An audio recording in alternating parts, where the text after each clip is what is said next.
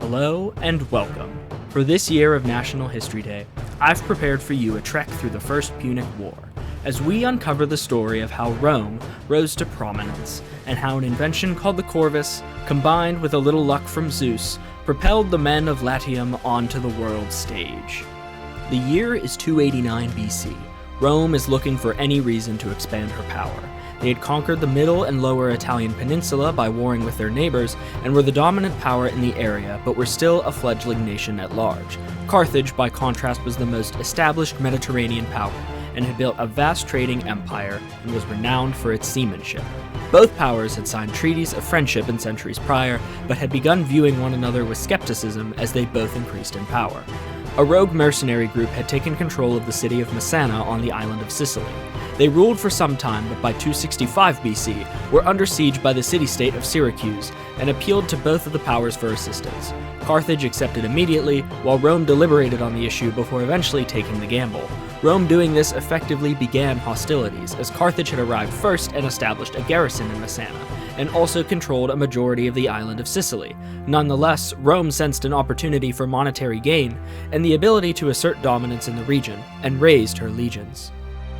When Rome crossed the Strait of Messana in 264 BC and landed on Sicily, they did so nearly unopposed. The mercenaries had decided that Rome was their best option and had expelled Carthage from their city. Yet, this did not deter the old empire. Carthage was ahead of Rome when it came to planning for drawn-out war. They had campaigned in Sicily before and knew how difficult it was because of the terrain and supply.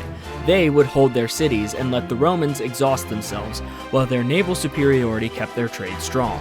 With this wealth gained in turn, they would recruit and pay an army, which would be used in pitched battles against Rome if necessary.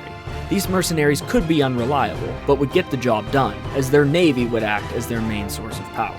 For their part, Romans fought with short thrusting swords, long spears, and javelins, and were protected by heavy armor and shields. Rome was renowned for its drill and discipline, and the order in which they conducted battle often broke more uncoordinated opponents. They could hold their own against an army of sellswords, yet they possessed no navy besides small coastal trading ships. During the first 8 years of conflict on Sicily, Carthage and Rome both made gains against the other, but in decisive battle, Rome was often victorious. However, Carthage used guerrilla tactics to pick off Roman allies or troops caught unawares on land, and preyed on the undefended Roman supply ships often. The death toll for Rome began to mount, and the war hit a stalemate by 258 BC, with minor skirmishes continuing for the next couple of years. In a prolonged conflict, Carthage would undoubtedly prove triumphant. Rome was looking at an uphill battle, with no way to break Carthaginian naval supremacy, nor capture more major cities on Sicily. That was until the Romans caught a little stroke of luck, one that would prove decisive. 2 years prior, in 260 BC, a Carthaginian warship had shipwrecked on the Roman coastline. This was an amazing stroke of luck for the Republic, and facing no better option, Rome set her best engineers on copying the design and constructing her own fleet. However, they were new to this technology, and her ships were larger and less maneuverable, and her oarsmen and deckhands were inexperienced. A token force of ships had been dispatched to train and harass Carthage's trade in the Lipari Islands, but this force was surrounded in a port by 20 enemy vessels, with a Roman consul even being captured. However, in an ensuing battle, and with 2-to-1 odds in their favor, Rome beat back a Carthaginian scouting force. Yet, Rome couldn't always rely on mass amounts of numbers to win the day. They needed a real, dependable way to fight back on even footing, a way to exploit the Carthaginians' rashness on the seas and make them pay in blood. The Corvus, or crow in Latin, was invented to do just that.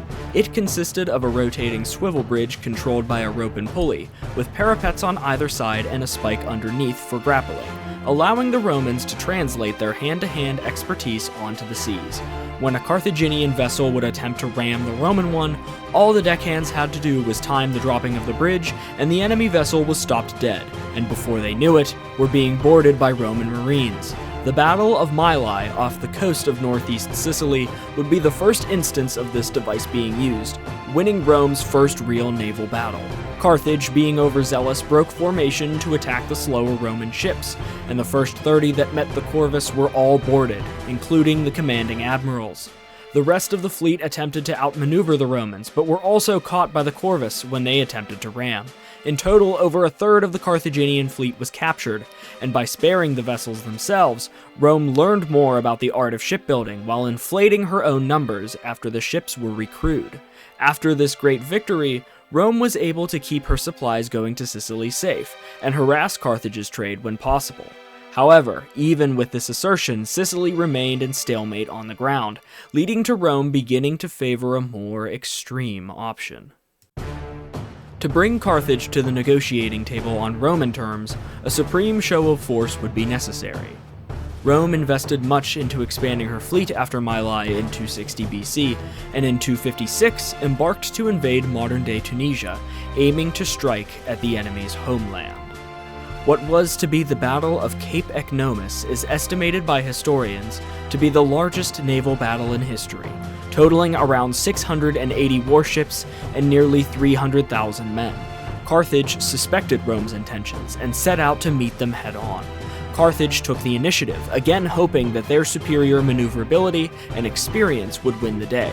Carthage even succeeded in convincing the Roman vanguard to abandon their rear and give chase to a feigned retreat. The rest of Carthage's navy had laid in wait for this and attacked the baggage trains and remaining Roman formations, trying to avoid the corvi by attacking from the sides and behind. But the Romans had built them to be flexible and useful at all angles. Thus, 3 smaller battles began as the two sides attempted to outflank one another, carrying the engagement all over the Cape. What Carthage failed to account for was that Romans were fast learners. They had 4 years of experience in seamanship now, and Carthage, by contrast, had been forced to recruit new oarsmen to recoup losses to keep up with the devastation the Corvus had been causing.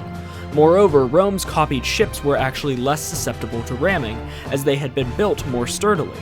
Maneuvering also mattered little when the battle divulged into a mass of ships against one another, and even though Carthage's plan had worked, the corvi still began winning the day, giving the legionnaires an easy way to board and disable their enemies. The Roman vanguard ultimately triumphed over Carthage and swooped back around to assist their two allied formations. Carthage broke and fled, losing almost 100 ships and anywhere from 30 to 40,000 men to Rome's 24 ships and 10,000.